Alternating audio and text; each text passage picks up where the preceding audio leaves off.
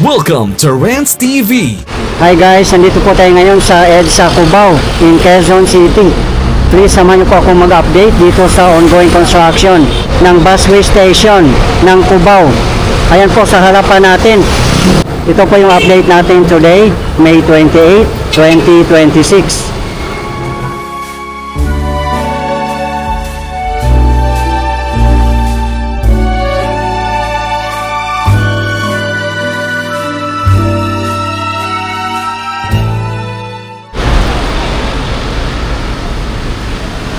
Ayan, binabakura na po nila at meron na pong bako sa loob.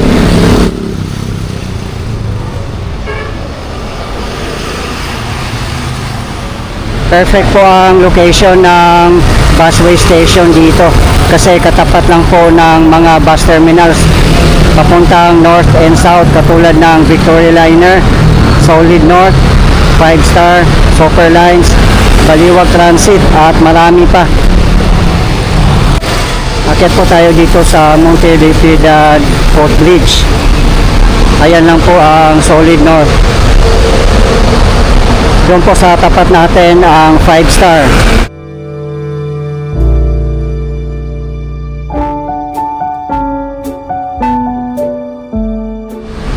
Maganda rin pala ang footbridge dito. Malawak din. At meron ding security guard nagbabantay.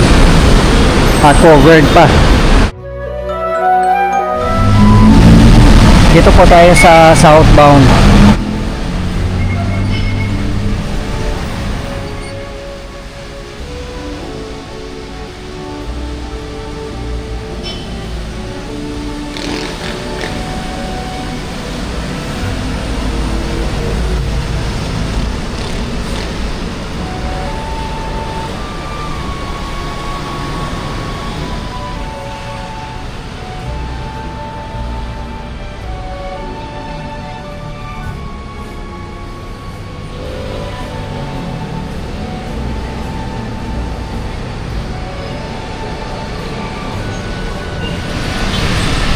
Dito po tayo sa northbound.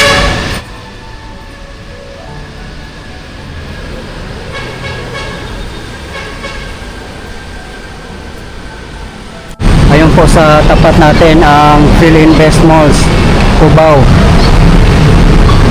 Parang malapit na rin po yata mag-o-open yan guys, siguro this year.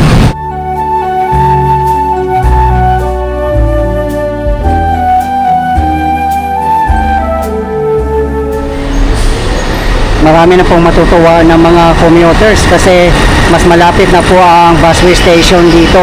Kung pupunta ka po ng Farmers Plaza, Araneta City, or Aurora Boulevard. Kasi currently ang layo po ng mga bus stops dito. Ang pinakamalapit po na bus stop dito kung pupunta kayo ng Cubao ay sa Main Avenue. Siguro nasa 1 kilometer po from Main Avenue busway station papuntang Araneta City. At kung dito naman po sa kabilang side ay malayo din po. Ang pinakamalapit po ay Nipa Q-Mart busway station.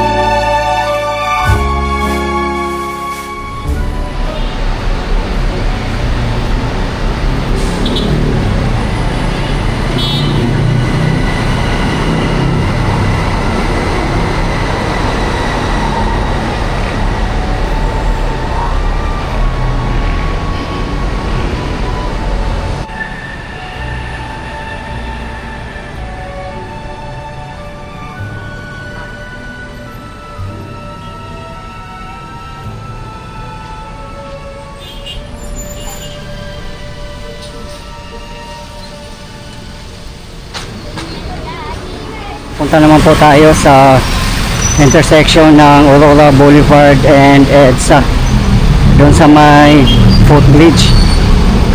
Dito naman malawak din po ang sidewalk dito. Hindi pa rin po na-rehabilitate dito sa ngayon.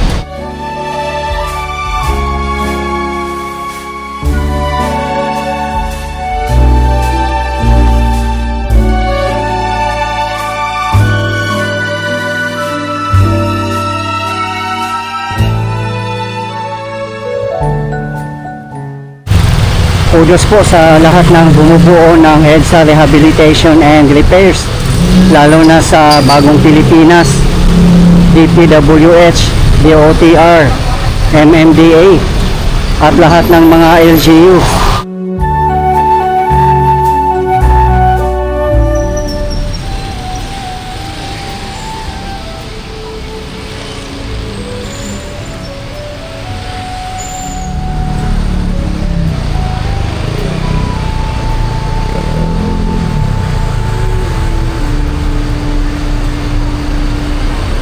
Ayan na po ang Aurora Boulevard Footbridge.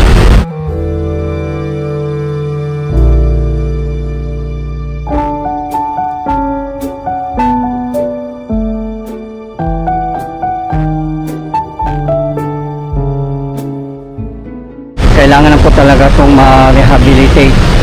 Ayan o, may mga sira-siraan na rin po at sobrang tagal na rin po ito.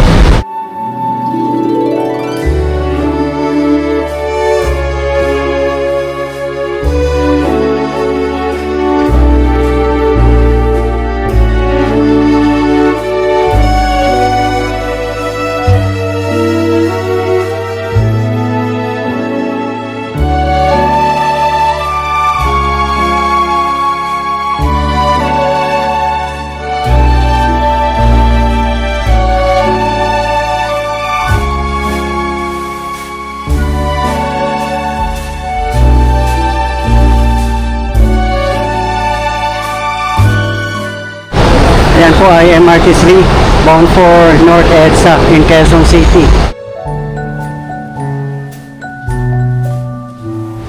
Ayan po ang underpass. Pinturado na po siya. Maganda rin po tingnan. At meron pa rin pong mga halaman.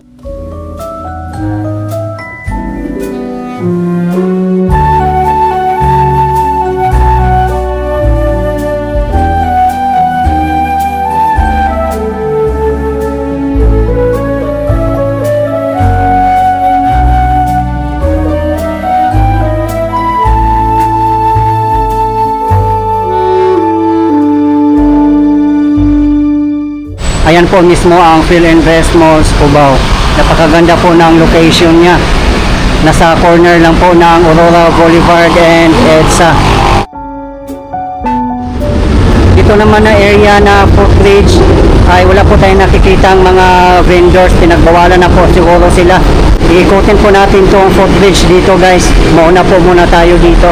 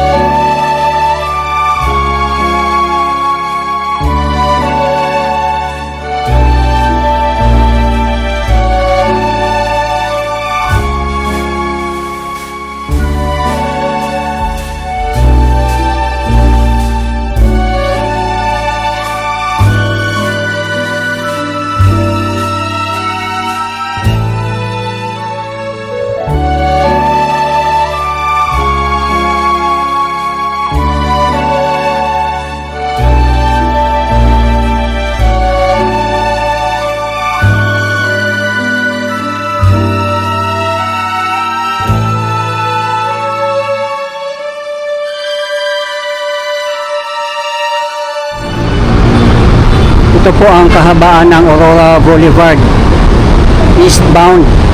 Ayan po sa tapat natin ang Araneta Center Cubao Station ng LRT2.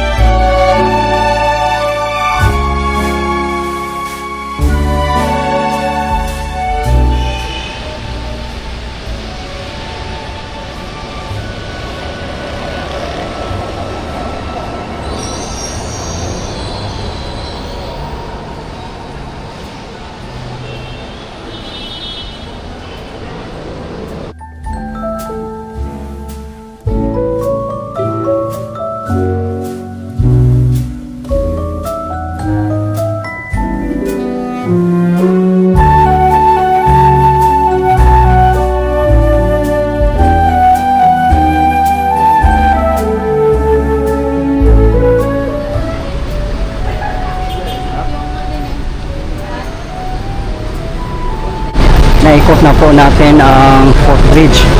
At good thing po, wala ng mga windows dito na obstruction po sa ating paglalakad.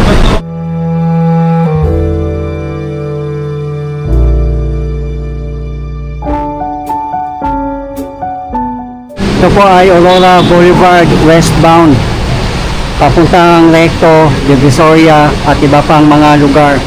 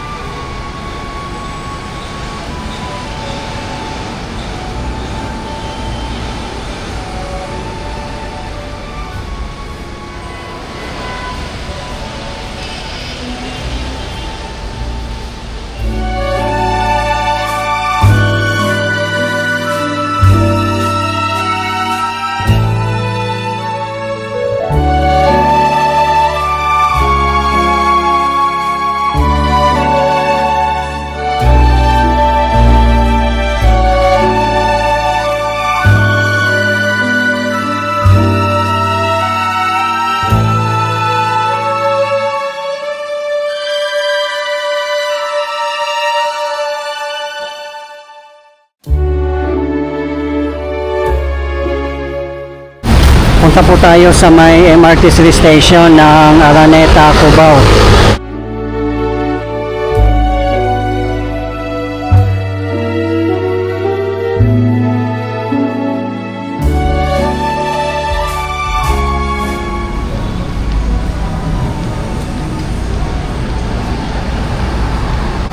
Pag ma-rehabilitate na po ang mga sidewalk dito, ay tatanggalin po ito at lalawak na po ito kasi kasama na po yung mga bike lane sa sidewalk.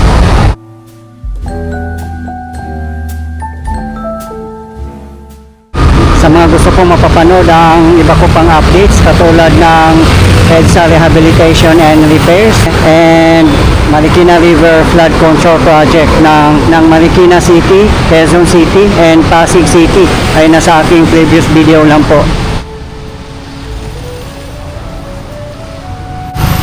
Sa kaalaman nyo po guys, ang Phase 2 EDSA Rehabilitation and Repairs ay nasimula na po. Nag-start po sa Guadalupe in Makati City up to Cubao in Quezon City. Meron din po tayong update doon guys. Ayan na po ang MRT3 station ng Araneta Center, Cubao. Nandun po sa tapat natin ang Gateway Mall and Farmers Plaza.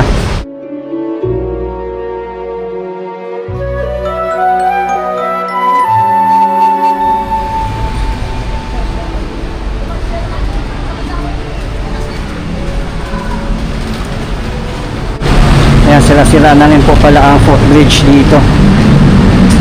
May nakalagay na ang cone dito.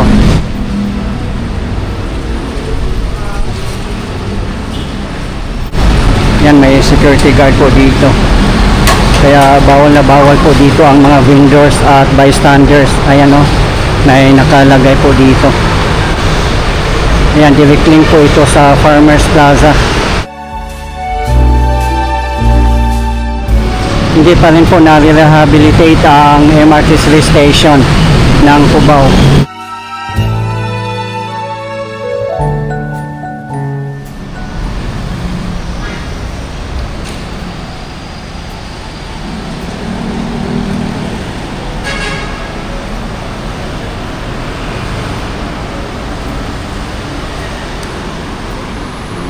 Diba guys, oh, napaka-attractive tingnan na pininturahan yung underpass at maganda rin po tingnan kasi may mga halaman.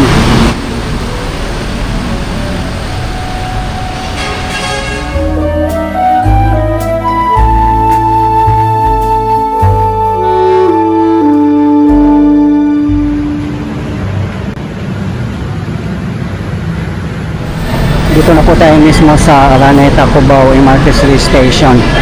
Nakalink po ito sa Araneta City or Farmers Plaza. Dire-diretso po ito papuntang LRT2, Araneta, Cubao Station.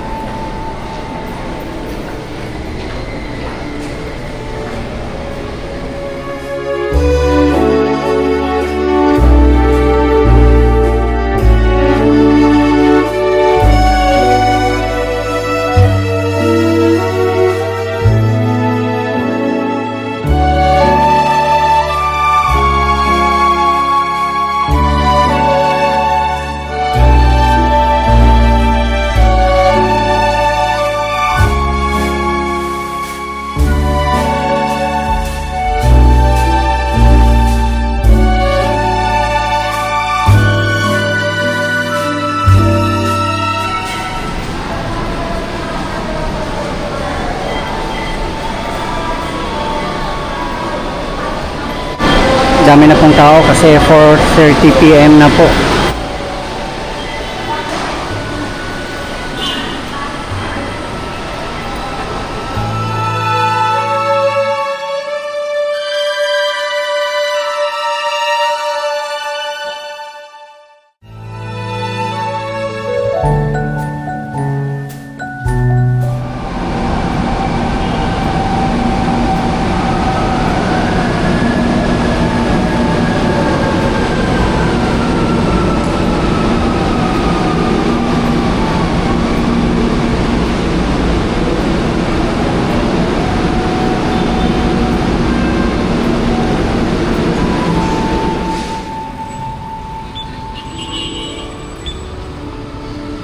Okay guys, ito po yung latest update natin ngayon dito sa EDSA Cubao in Quezon City. As of today, May 28, 2026. Maraming salamat po sa patuloy niyong suporta at panunod ng aking mga videos.